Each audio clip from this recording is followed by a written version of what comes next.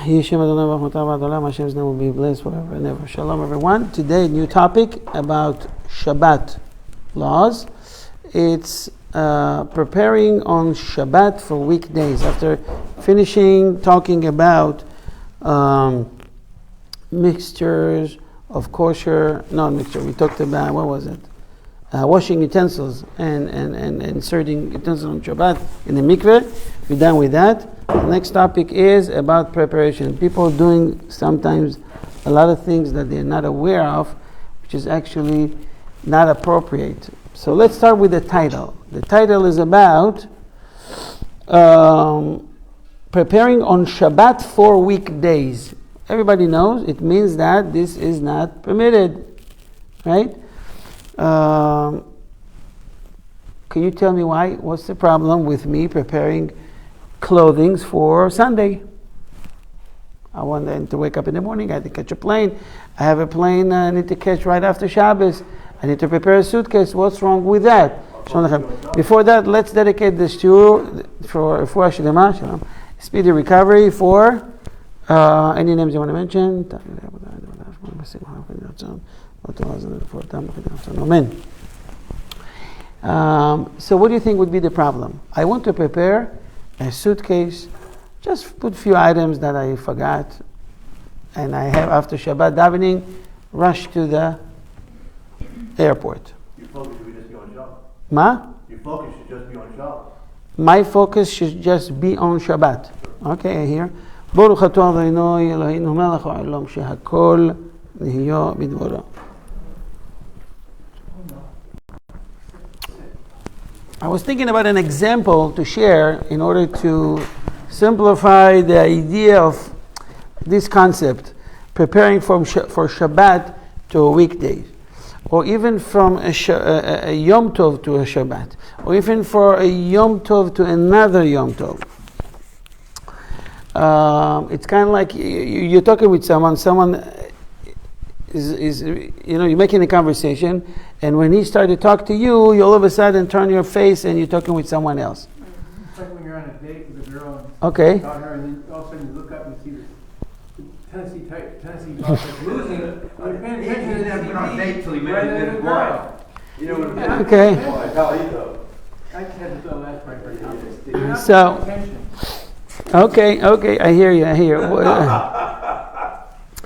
What about preparing on Shabbat Sefer Torah? Okay, one day to another. Rolling it for the second day on Yom Tov. You don't need it on Shabbos. You don't need it for that. But it's like I'm dealing with a mitzvah. What's wrong? What about, studying for a test on Sunday? On Shabbat? For Sunday. Oh, Monday. I'm sorry, in America. Okay, I'm sorry. Monday you have a school and you have a big test coming and you want to study on Shabbat. You're studying engineering. You're studying the history of Tennessee. Things like that. No? It's also derisive. These kind of things. Okay, so let's start with the first halacha. I think you'll be surprised at what I'm about to hear today. It is forbidden to make any preparation on Shabbat for the weekday's activity, or even to prepare something for the following Shabbat, even from one Shabbat to another Shabbat. It is likewise forbidden to make any preparations on Yom Tov for a weekday. Such acts are considered as ignoring the honor of the holy day. Not only is it forbidden to perform a melacha on Shabbat for weekday, but also any activity that involves a person's efforts, such as washing the dishes or bringing bottles of wine to have them available for the weekdays, is forbidden. You already go into your cell, to the basement, and you're bringing 3 bottles, 2 for Shabbat and 1 we keep it for Sunday. I'm already there. So I want to take advantage, and the 3rd bottle wants to use for Shabbat, for after Shabbat. It's a problem. It might be prohibited. Why I'm saying might, because in certain cases, one can say, listen, I'm going to bring 3 bottles. I finished the 3 bottles, fine. If not, I left it upstairs. Right. But you had intended you might use it on the Shabbat. Right. As long as you have intention, there's a chance that you use it, it will be okay. Even if you did it. It is likewise forbidden to make preparations on the first day of Yom Tov for the second day of Yom Tov. This applies to the 2 days of Rosh Hashanah as well, because some consider Rosh Hashanah as one long day. Okay, so it's considered 2 days, and even that is prohibited. What if someone cooked from first day of Yom Tov to the second day of Yom Tov, and then someone told him, "Hey, you're not supposed to do that." What do you mean? I prepared so much food. What am I going to do with it? Or even if he didn't prepare so much food, he prepared a boiled raw egg, boiled egg. Okay, he boiled 1 egg. Can he eat it on Yom Tov? Can he use it at the second day? He forgot. He didn't know. He was not supposed to do that. There's something wrong with the food? The food become not kosher? No. Give another example. Someone cooked on Shabbat. Okay, became scrambled eggs. They say, "Oh my goodness, Shabbat." He stopped. The food can be eaten or should be thrown to the garbage. Someone else can. You can't. You can't. I think someone else could eat it. If he did it bemazid, purposely, for him it's forbidden forever. If he did by mistake, you have to wait till after Shabbat for the time making it, let's say 15 minutes, then he can eat it. But anybody else can eat it immediately after Shabbat. On Shabbat, it will be prohibited. It was made on Shabbat. But there's nothing wrong with the food. The food is still kosher. It's a kosher ingredient. It was just not supposed to cook on Shabbat. Okay? Of course, you have to do tshuva, you have to fix that. But the food can be eaten on the next day. Yeah. Okay, I want an example, but I don't want to get into it. You can eat leftover cholent the second day of Yom Tov, is that correct? If Made before- you have cholent the first day, Yeah. okay, and what? What's the question? Can you warm it up on the second day and eat it? It's leftover. Absolutely. Many do that. What they do, they cook a lot of food for the first day, knowing or planning to use some of it or whatever they plan on the next day. It's okay. Especially when you cook it, Shalom Aleichem, when you cook it before the Yom Tov. Before the Yom Tov is no problem. That's usually what people do. Yes? If you were making something on the first day of Yom Tov, and you're making more product than you know you're really going to serve and need, but you make it, and you're giving food, It's permitted. Maybe guests will surprise you. So it's permitted. It's permitted. If you're going to eat some of it that day of Yom Tov, you're going to eat it the first day. Right. It's permitted. On Yom Tov, we'll see that sometimes you can't just use this trick. Not always. But the general idea is yes, you can. Okay. So we learn no preparation from Shabbat to the weekdays. No preparation even on Yom Tov to another Yom Tov. What about studying for a test during Shabbat? You're not studying for the sake of Shabbat. You're studying for your own sake on, I don't know, an engineering, a medical school, or just a regular, test during the weekdays. So in general, we know if the study is Torah learning, it's even recommended. Why not? You're studying NOV, you're studying Gemara, you're studying Mishnah, Halacha, the more the merrier. The fact that you have a test the next week, it's okay because you're supposed to study Torah on Shabbat. Some have very big tests. And I'm telling you right now, it's debatable among the rabbi if it's prohibited or permitted.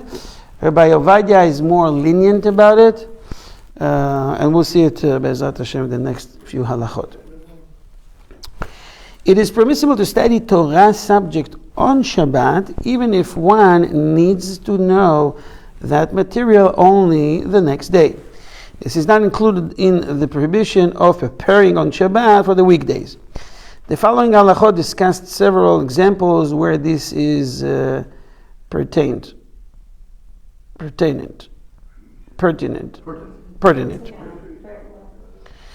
It is forbidden to study any other branch of knowledge on Shabbat, including medicine, even if it is not in preparation for a weekday.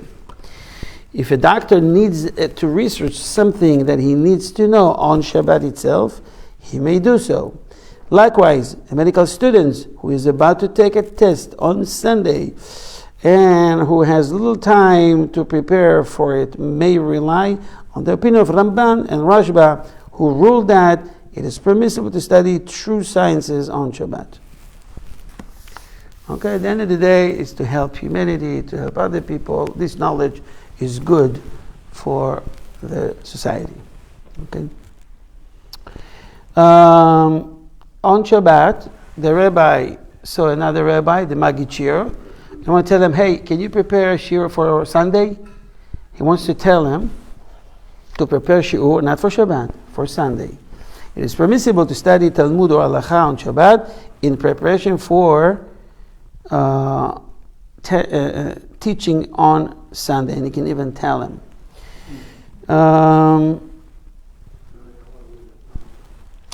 Also, it is permissible to prepare the Torah reading for Monday morning or Thursday morning on Shabbat, or to prepare for the reading of the following Shabbat. What about bar mitzvah? Teaching a bar mitzvah boy, bar mitzvah will be, in months. I'm just asking, hey, what's that? Okay, relax. It is permissible to give a boy a lesson on Shabbat in preparation for his bar mitzvah, whether to teach him the proper way to chant the lyrical notes of the Torah, or to teach him the speech he will deliver on that occasion, even if the affair will take place on weekday. It's permissible to teach him these things on Shabbat. Sometimes Purim falls on Sunday. When it falls on Sunday, when they read the Megillah first time? Saturday night. Mm-hmm. And then Purim, because Saturday night, it's already Sunday, right? According to the Jewish calendar. So one wants to bring the Megillah with him because they don't leave shul. They stay for Shalos Seders, Ma'ariv, and immediately, and then he says, wow, I have to bring with me the Megillah. I won't have time to go back home. So he wants to walk for Mincha with the Megillah, or to bring it in the morning. Can he do that? If he uses it tomorrow, if he just learns a little bit from it, then... So you're suggesting something. On those years when Purim occurs immediately after Shabbat, it is forbidden to bring a scroll of Megillah to stare from one's home to the synagogue during that Shabbat, even if the area is surrounded by an eruv, and one normally carries in the street on Shabbat. This is forbidden since it is an act done in preparation for a weekday. If he plans to practice reading the scroll on Shabbat afternoon in the synagogue, however, it is permitted. So even if you're not the one that's supposed to lean or read for the congregation, for yourself. Why? Because everyone has the obligation to read for themselves. Right? We're just having the Shliach Tzibur to do that for us. Otherwise, we have to read ourselves. One more things in regards to studying Torah or preparing of Torah. It is forbidden on Shabbat to wind the Torah scroll to the place where it will next be needed during the week. As we have seen in this and above halachot, it is forbidden to prepare on Shabbat for a weekday activity, even if that activity is a mitzvah. Okay? Now, one wants to say, guys, I have to go to sleep, so I have more strength, more power on Saturday night. That they have some whatever, they have activity on Saturday night, so he just declare, I'm going to have some nap, siesta on Shabbat, so I have time to relax. I won't be tired on Saturday night. Can he say that? No, because his rest won't be for Shabbat then, it'll be for the weekday. What if it's for a mitzvah? He's going to write a Torah scroll. He's going to write a mezuzah. He's going to help a Kala. He's going to deliver tzedakah. So he wants, huh? I still think no. Because it Wow, you're tough. You're very tough. The halacha is with you.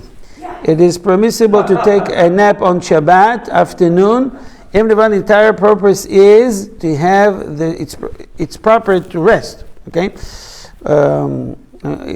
Let me start from the beginning. It is permissible to take a nap on Shabbat afternoon, even if one's entire purpose is to have the strength to remain awake on Saturday night. This is because no one can tell by observing him sleeping that this is his intention. One may not announce, however, I am going to take a nap now, so I will not be too tired to do my work tonight after Shabbat.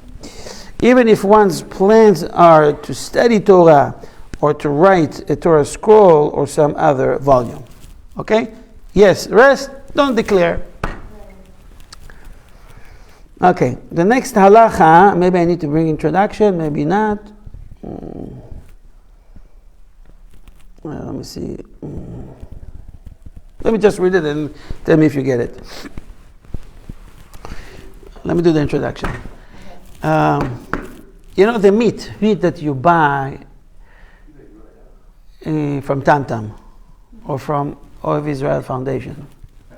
Okay? Better quality, thank you. And you get it already salted. Okay? The manufacturer, after they cutting it, they're salting it, you get it salted, ready to be cooked.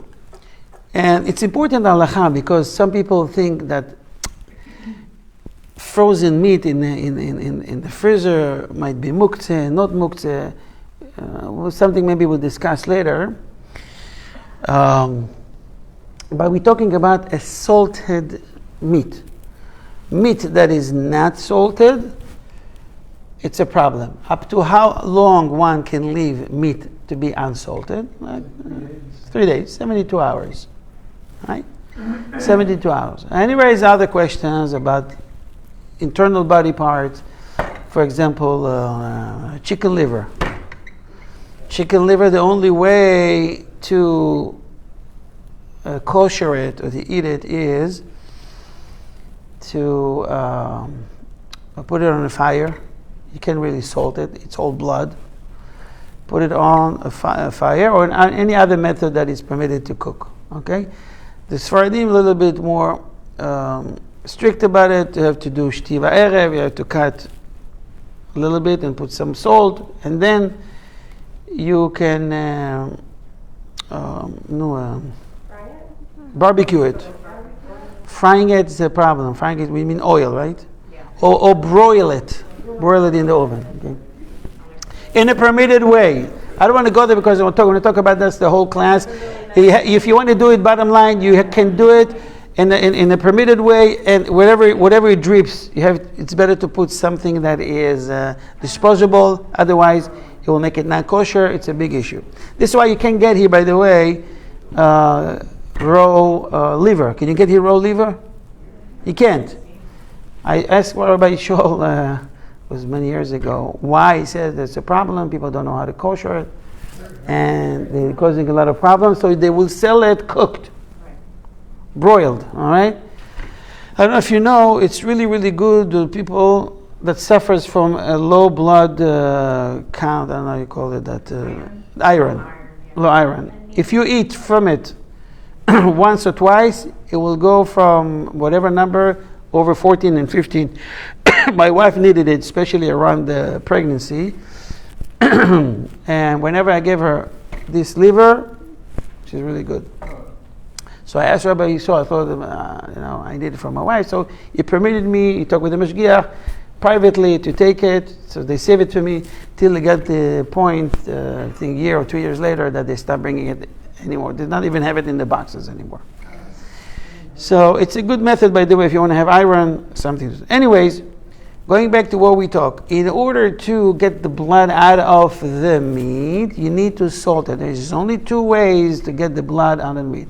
What is prohibited according to the Torah?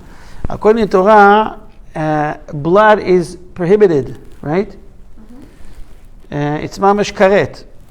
Okay? So we have two methods. One is with the salt, and one, even if you don't salt it, you don't have to salt it. You take a piece and put it on the fire. The fire and the salt has the power to draw the blood.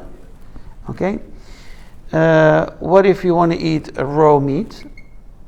They have a schnitzel, a raw meat. You can eat it. It's disgusting or not. It depends on your preference, but it's really permitted. What is prohibited? The prohibition is against a blood that comes out of the meat. The blood you have still in the meat, there's no prohibition. So we do with the salt, we're taking whatever, so we won't have any risk. After that, if you see sometimes you see in the bags, it's not a blood. Okay? I don't have time to explain that right, but if we went through the process of salting, it's not the blood. They have another name that I forget right now what they call it. In our language it's a juice, but it's not really a blood.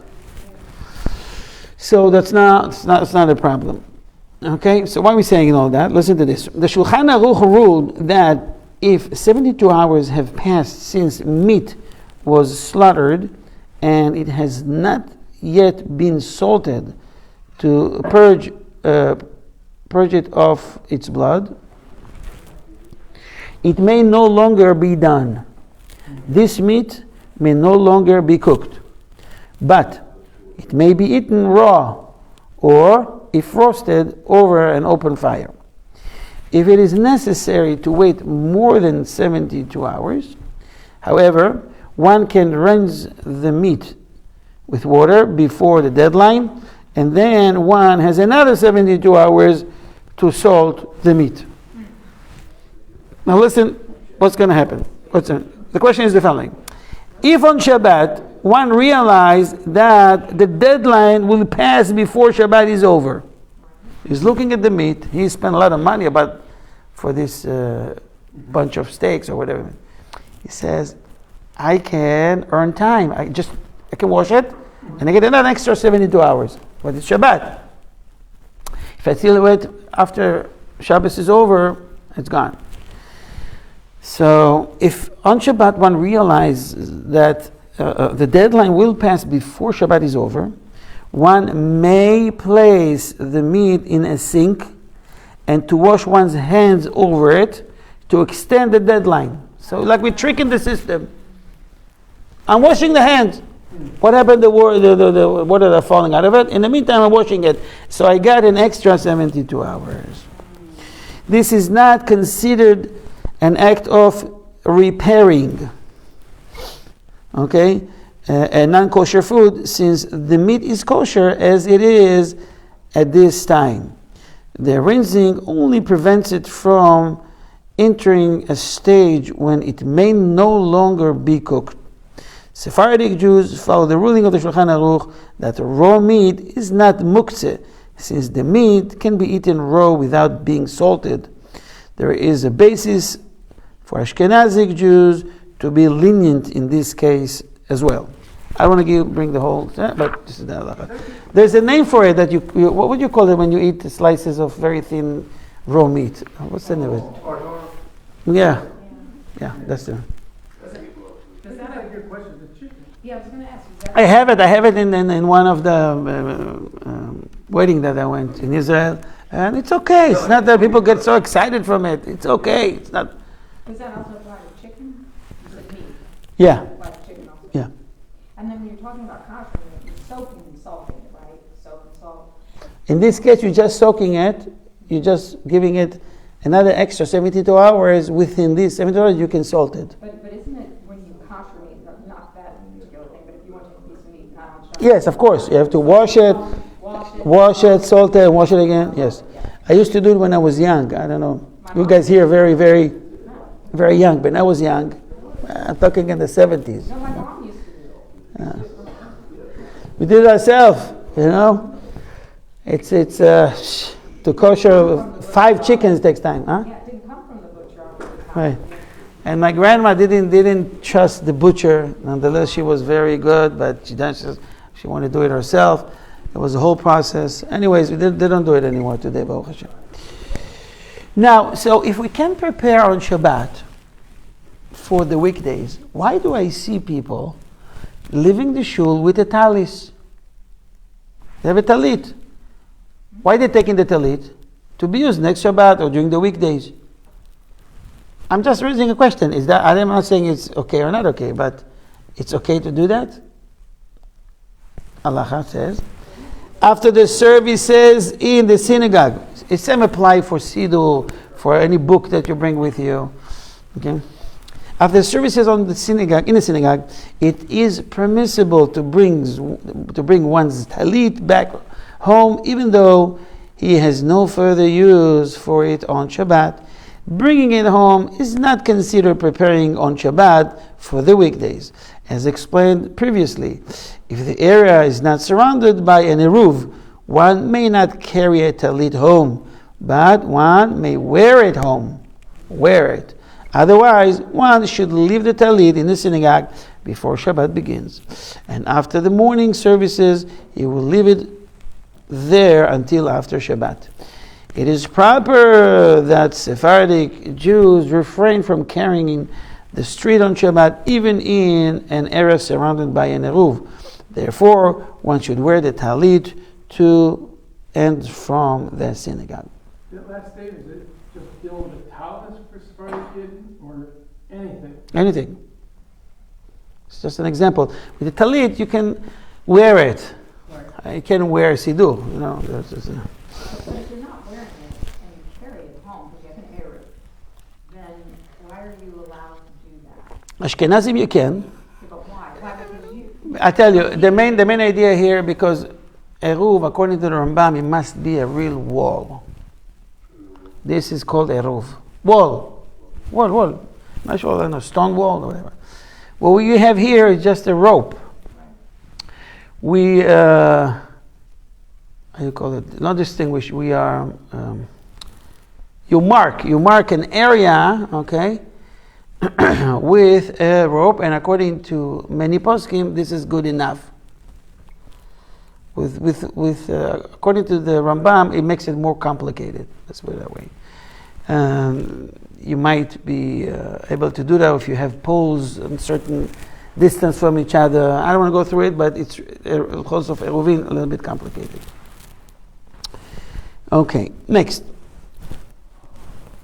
In an area surrounded by a valid eruv, it is technically permissible to bring home one's prayer book from the synagogue, and this is not considered an act of preparing on Shabbat for the weekdays, as explained previously. It is proper that Sephardic Jews refrain from carrying in the street, even in an area surrounded by an eruv. This is why many times you see Sephardim giving the sidurim to a young man, a young boy, to carry it for them, or they put it in someone's strollers, tricking the system. Okay. As we mentioned last week about washing dishes, after eating the third Shabbat meal, it is forbidden to wash the dishes since one has no use for them anymore on Shabbat. It is permissible, however, to clear the dishes from the table and to clean the table after the third meal, since one's intention is to make the room appear tidy now, and it is not considered an act of preparing for the weekdays. That answers many questions for people that are saying, hey, we're using anyway disposable plates. Should I leave them or should you clear? So we see from here, you may clear. Some don't know, and they leave the mess on the table. Okay, in places where everyone leaves the dining room after eating the third meal and do not return until after Shabbat, it is forbidden to clear the table until after Shabbat. You're leaving the house, so to whom you're clearing it for? Just leave it there. Okay. This is a good example. In America, I think most of the synagogues are like that they have the synagogue and they have a room for dining, okay? Or they have a hall. In many synagogues, the members eat the third Shabbat meal in a room near the sanctuary and then go to the sanctuary to recite Arvit prayer. In those places, it is forbidden to clear the table until after Shabbat. if they recite Arvit in that side room. However, and people cannot place their prayers book down on the table because of the residue of the meal, the tables may be cleaned even before Shabbat is over. So, if you go to the sanctuary, leave it. But if you daven at the same place you ate, okay, so you may clear. Right.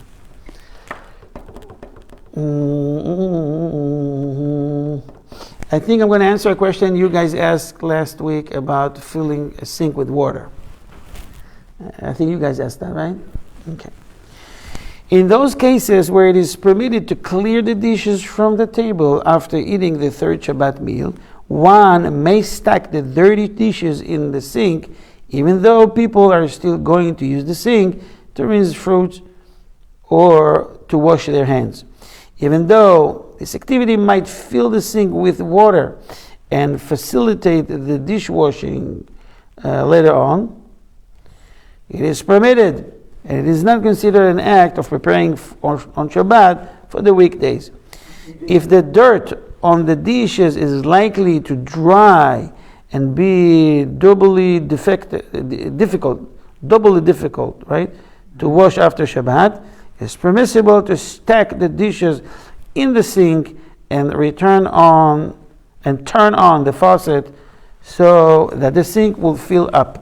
So long as so long as he does not say he is doing so to facilitate washing the dishes after Shabbat. You said that you could rinse them as long as you didn't wash and clean them. You could also rinse them, just get that stuff off there. Rinse your hand over it. With your hand. You put dishes on the sink? No. You said in lieu of putting them in the sink, you also said that in lieu of washing them, like washing them, you can put them under the faucet and let the water rinse the ketchup and the crumbs off. In that case, stop. So you may stack the dishes put the dishes in the sink and fill up the sink. No, I think the question is, he's asking the question, you have a dirty plate, it's got food. You can, but you have to show like you're washing your hands. If by the way he's washing you can't just wash it. Yeah. There's ways to do it. Either washing hands and some of the water fell and wash it, or just fill it with water and. Let's see. Is this the third meal? We have 2 more halachot, huh? Is this the third meal you're talking about? Third meal. What about from Friday night? Friday night you can. If you have no use for these dishes anymore, no. But if you're going to use them, or there's a chance you might use them, yes, you can. Can we put it in the dishwasher, preparing it for Shabbat? For after Shabbat. Dishwasher, open the dishwasher. First of all, you have to be careful not to touch. I had a crazy dishwasher in my house. I don't know, you don't do anything, you just pass by it already. I don't know, I replaced it. I bought a new one just a month ago. It was, all of a sudden, he has his own life, he's turning himself up, down, start to singing, one day start to dance in the house. And what's up with this? So we replace it with another one, and Baruch Hashem, this one so far so good. Yimach Shemam, the Germans, they know how to do things. Good, it's a Bosch one. So, the halacha about the washer. As explained above, halacha 22, it is permissible on Shabbat, to place the dirty dishes into the automatic dishwashing machine on Shabbat, as long as one does not arrange them according to the instructions of using the machine as one would do on weekdays. Just put them unorderly, not in order. This is permitted, or in a different order that you do every day. This is permitted if this is how one handles the dirty dishes on the weekdays. If you just keep it for Shabbat, it's a problem. If you're using this dishwashing machine the whole week, it's okay. It will be obvious that he is doing so now only to save himself after Shabbat is over. Okay, any questions? Okay, we have 1 or 2 more and that's it. Remember that in Sudah Shlishit, in the third Sudah, It is forbidden to set up an automatic dishwasher with a timer and to load the dirty dishes in it on Shabbat so that it will operate and wash them on Shabbat. Okay? If the cleaning lady does it by herself, it's okay, it's on her. She can do that. Even after eating the third Shabbat meal, it is permissible to wash drinking glasses on Shabbat, and this is not considered an act of preparing on Shabbat. For the weekdays, one may wash any number of glasses since there is no limit how often one drinks. If one knows with certainty that one will not drink anymore on Shabbat, one may not wash the glasses. It is permissible to wash the dishes after the third Shabbat meal if one is planning to eat yet another meal on Shabbat. We mentioned that last time. Early in the Shabbat is long, people eating around 2 or 3 or 4. They plan to eat by 7. They already ate the third meal. It will be permitted. Can I put challah back in a freezer? I have a half a challah. I'm not going to use it on Sunday or Monday. This is preparation before next Shabbat. We ate a quarter of the challah or half a challah. Should I leave it in plastic bag and then after Shabbat, or right away I can put it in the freezer? Okay, the halacha says the following. It is permissible to insert food in the refrigerator on Shabbat even though one does not plan to eat that food on Shabbat.